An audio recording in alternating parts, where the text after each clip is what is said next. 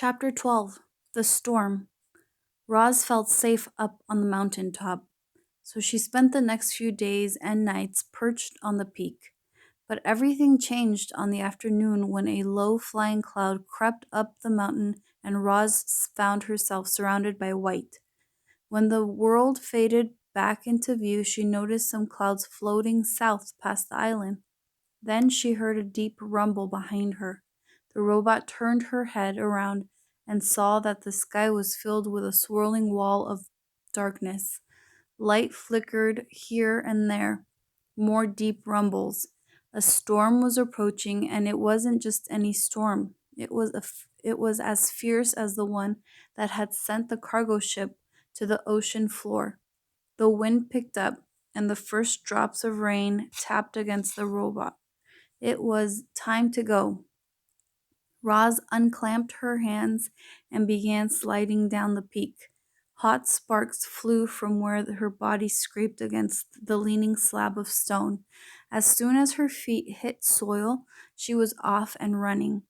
The rain fell harder, the wind blew faster, the lightning flashed brighter, the thunder cracked louder. So much rainwater was falling that rushing rivers of runoff started springing up everywhere.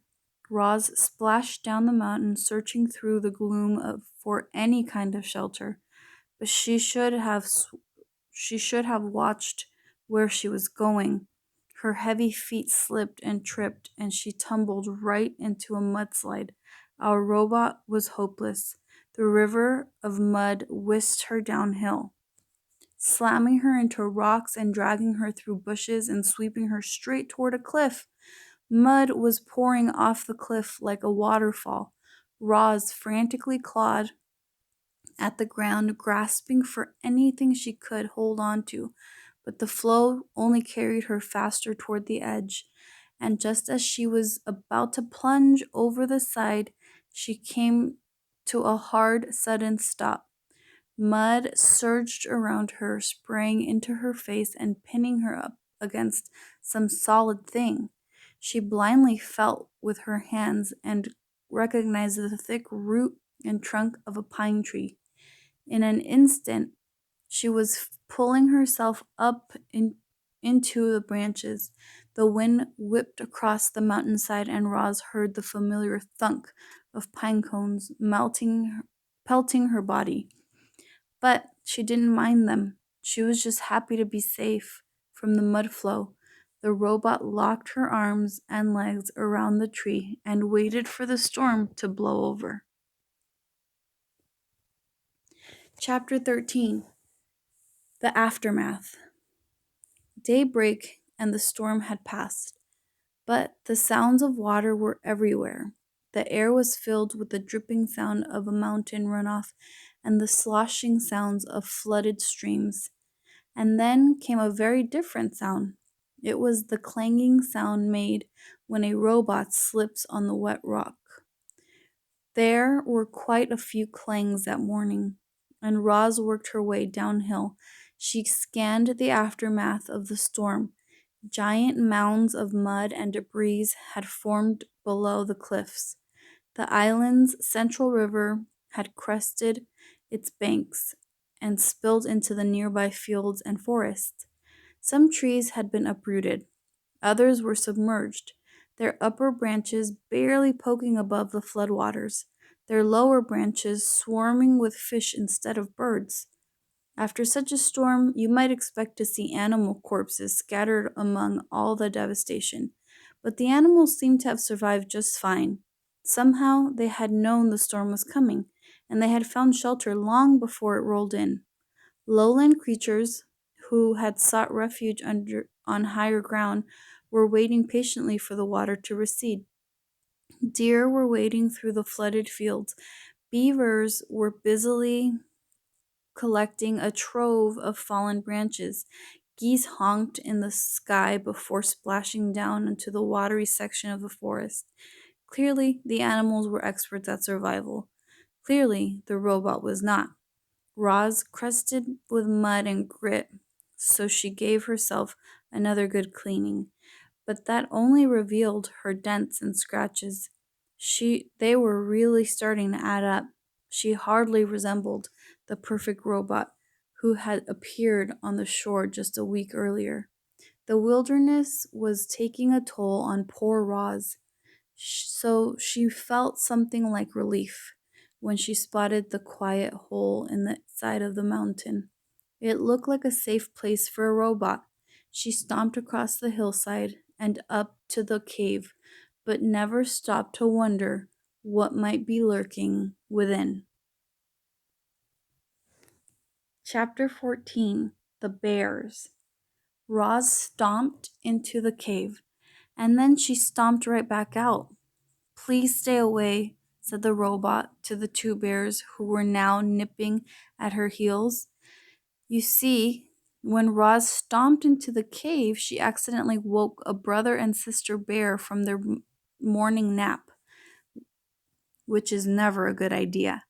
And to make matters worse, bears have an instinct that drives them to attack when a creature runs away, especially if the creature's running away is a mysterious, sparkling monster. So the startled bears watched Roz stomping out of their cave. They really had no choice at all. They simply had to take up the chase. Roz tried her best to outrun the bears. She leapt over rocks and wove through trees and stomped across the mountainside at full speed. But the bears were young and strong and fast, and the robot still had so much to learn about moving through the wilderness. She never even saw the tree root.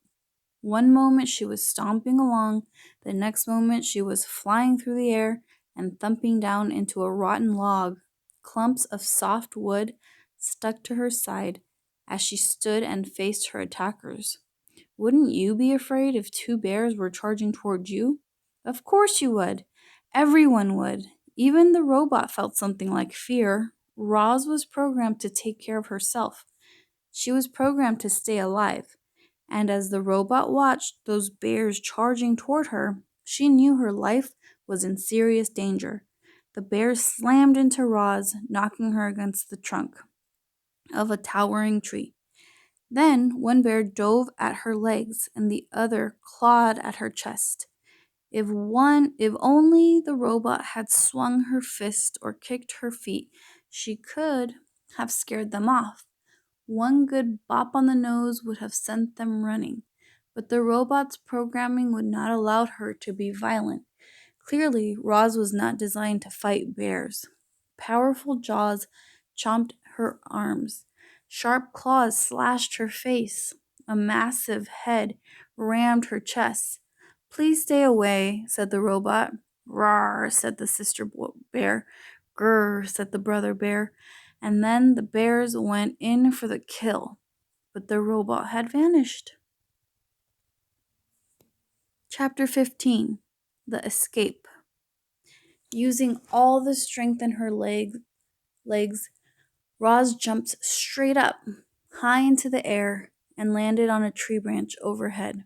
The tree shook with the sudden weight of the robot, and then thunk, thunk, two pine cones bounced off Roz, and a moment later, thunk, thunk, the same pine cones bounced off the bears below. The bears grunted with annoyance. This gave Roz an idea. The robot's programming stopped her from being violent, but nothing stopped her from being annoying.